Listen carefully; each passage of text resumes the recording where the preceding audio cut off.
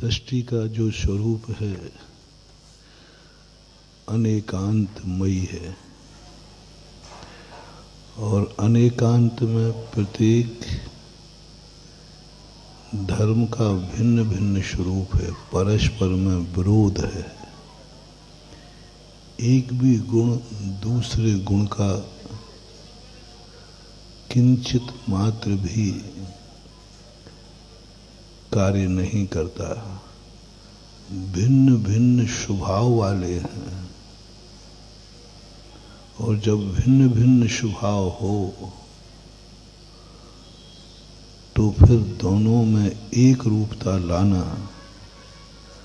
बहुत कठिन हो जाता है और एक रूपता लाने से सृष्टि की व्यवस्था बिगड़ जाएगी, क्योंकि सृष्टि में नाना प्रकार के मूड हैं और एक द्रव्य का भी एक कार्य नहीं है। जितने कार्य हैं उतने कारण हैं और कार्य जो हैं परस्पर विरोधी कार्य हैं। अपनी जिंदगी में देख लीजिए, सुबह से काम तक कितना विरोधी कार्य करना पड़ता है। सभी कार्य एक समय में एक साथ नहीं किए जा सकते। दिन भर में कितने विरोधी कार्य हैं। जागना भी है क्योंकि चलना है, सोना भी है क्योंकि थकान मिटाना भी है।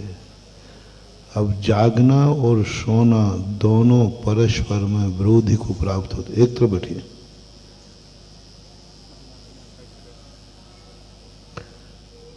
परस्पर में विरोधी तत्व जो होते हैं, एक रूपता की जो स्थितियां बनती हैं वह बनाना भी नहीं चाहिए। जैसे अपने कल परसों में कहा था, आँख और कान एक स्वभाव वाले हो जाएं, एक नेचर वाले हो जाएं, तो या तो हम देख पाएंगे या सुन पाएंगे। हमें देखना भी है, हमें सुनना भी है। और जब देखना सुनना हमारे दोनों कार्य हैं, दोनों परस्पर विरोधी हैं, तो दोनों के कारण भी परस्पर विरोध में होंगे। अब जब परस्पर विरोध में होंगे तो पहले तो हमें निर्णय करना पड़ेगा कि तुम देखना चाहते हो या सुनना चाहते। दो में से एक चयन करो। संभव है? नहीं। हम खुद विरोधी हैं, हमारे खुद विचार विरोधी हैं, हमारे कार्य परस्पर में विरोधी हैं। हम कार्य ही हमारी जिंदगी चलाने के लिए इतने हमारे स्वयं के कार्य हैं जो परस्पर में विरोधी हैं। अब इन परस्पर के जब अपना अंदर ही इच्छाएं विरोधी हैं, हमें सुनने की भी इच्छा है और देखने की भी इच्छा है। जब दोनों इच्छाएं हमारी खुद की हैं और दोनों परस्पर विरोधी हैं, यदि दोनों एक हो जाएं तो हमारी इच्छाएं बहुत गड़बड़ हो जाएंगी। हम ना जाने कितने सुबह से परिणाम परस्पर विरोधी करते हैं। हमें भोजन भी खाना है और हमारे लिए उससे विपरीत गंदा कार्य पाखाना भी जाना है। दोनों विरोधी हैं, दोनों में से एक मांग लो। खाना मांग लो अकेला, और जिस दिन फ्रेश नहीं होगे उस दिन। अब फ्रेश होना भी जरूरी है और भोजन भी जरूरी।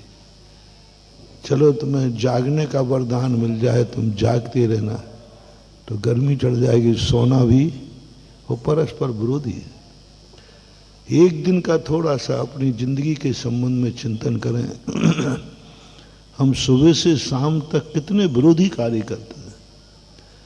हमारी इच्छाओं में एक रूपता नहीं है।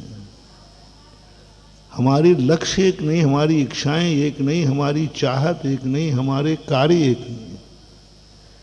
जब हम खुद अपनी इच्छाओं में एक रूपता नहीं दे पा रहे हैं तो दुनिया को हम एक रूप करने का प्रयास कैसे कर सकते हैं? यह है तत्व चिंतन, यही है तत्व चिंतन।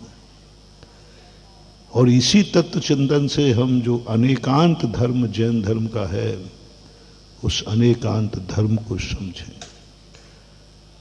पूज्यवर समंतभद्र महाराज का स्वयंभू स्तोत्र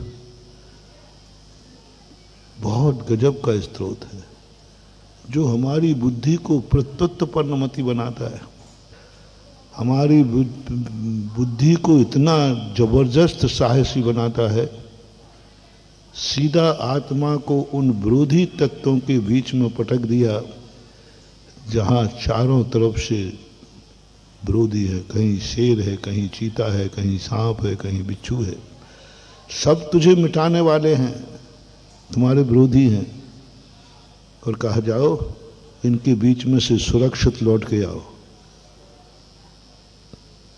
समंतभद्र महाराज लौटाते, इतना विरोध करा दिया चारों तरफ, इतना विरोध। और फिर अंत में अपन ने कहा कि इतना विरोध तो संसार में अच्छा नहीं। तो समंतभद्र महाराज कहते हैं, दुनिया की विरोध की अपेक्षा पहले तुम अपने आप को देख, तेरी इच्छाएं कितनी परस्पर में विरुद्ध हैं। तेरी चाहत देख, तो एक क्षण में तो कुछ चाहता है, एक क्षण में बिल्कुल उल्टा चाहता है। प्यास लगी तो पानी चाहिए, रोटी बनाना तो आग चाहिए, और दोनों विरोधी है कि नहीं?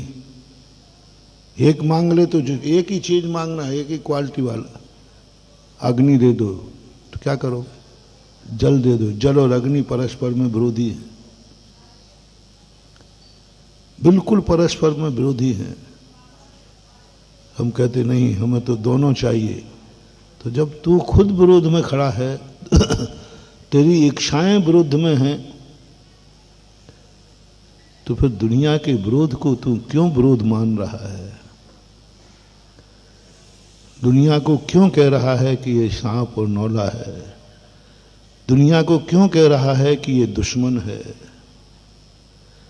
दुनिया को क्यों कह रहा है कि ये मित्र है, ये दुश्मन है? यदि कहना ही है तो अपनी खुद की आत्मा को कहो कि मेरी खुद की आत्मा ही परस्पर विरोधी इच्छाएं करती है। और हमारी होना पड़ा, क्योंकि हमने अग्नि मांगी तो अग्नि चाहिए, पानी लाना तो पानी चाहिए। हमारी इच्छाएं पूर्ति करने के लिए सारी दुनिया में विरोध हुआ। यदि हमारी इच्छाएं एक हो जाएं, एक समान हो जाएं, चलो एक परिवार के सभी व्यक्तियों की इच्छाएं एक सी होती हैं क्या?